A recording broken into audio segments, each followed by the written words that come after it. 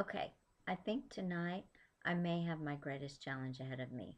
I want to pull a few insights into Native American culture out of House of Purple Cedar by Tim Tingle. Tim Tingle is a Choctaw, and this story is about Choctaw community called Scullyville that was really the Choctaw capital, I believe, right before 1900.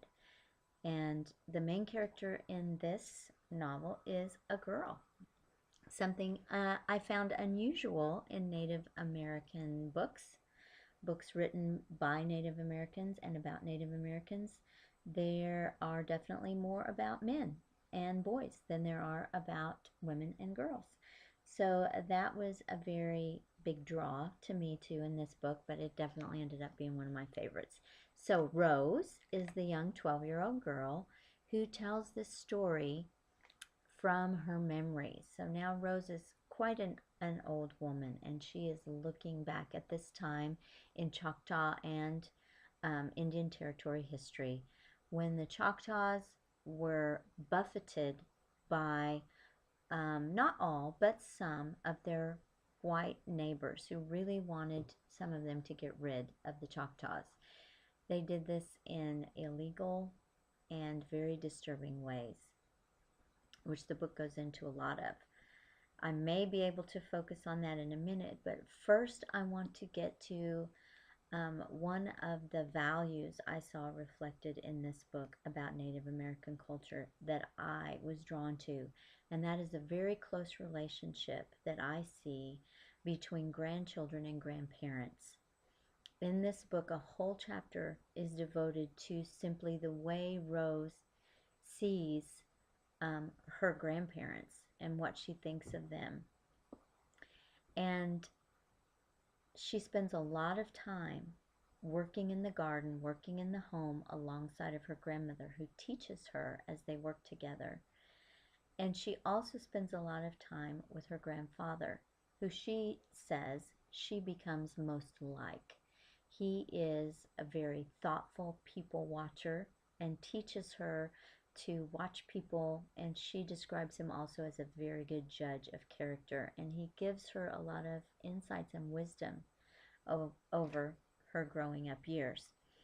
In the chapter about her grandparents, Rose calls her grandfather a river, describes him as a river because he is deep and slow moving, very thoughtful. She said sometimes he can be in a room and nobody would even notice him, but he sees and notices everything. And her grandmother, she describes as a fire, a winter fire, very quick, but sadly also very quickly burns out. And I think that is a reflection of how her grandmother was always working from the moment she got up till the moment she finally sat down late in the evening. She was just busy, busy, busy, working, working, working. Um, and also, very quickly, the winter fire burned out is a reference to the fact that her grandmother had a heart attack and died at home um, when Rose was about 11 years old. So that relationship with her grandmother and her grandmother being taken from right in front of her is, made a huge impression, obviously, on her at 11 years old. So her grandmother and her grandfather and their very close relationship is a very backbone, really, of this story. And it is also, I have found, a Native American perspective. Grandparents often are portrayed as the teachers, as the cultivators of understanding, and the bearers and givers of cultural values to the grandchildren. That aspect was very lovely. Another thing, if you recall how the grandparents were given characteristics of a river, characteristics of fire. The grandmother's spirit is also in the book when she dies, is described as a panther who protects the family, is seen as protecting the family, and they believe that The grandmother's spirit is in the panther.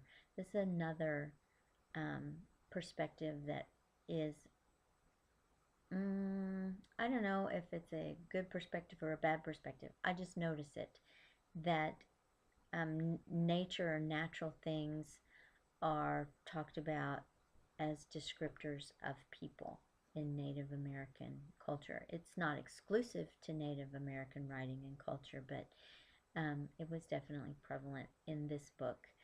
And Tim Tingle is a Choctaw. He describes the Choctaw way of living as very spiritual, but it's not over the top.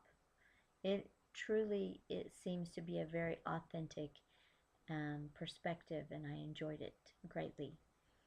I found Tim Tingle through a book study that I did in class. I believe him to be an authentic Native American author, and I've enjoyed many of his books. So, this is probably my favorite. That was only a teeny tiny few bit of the insights that I found in this book. So please pick it up, read it, and enjoy the perspectives and the history.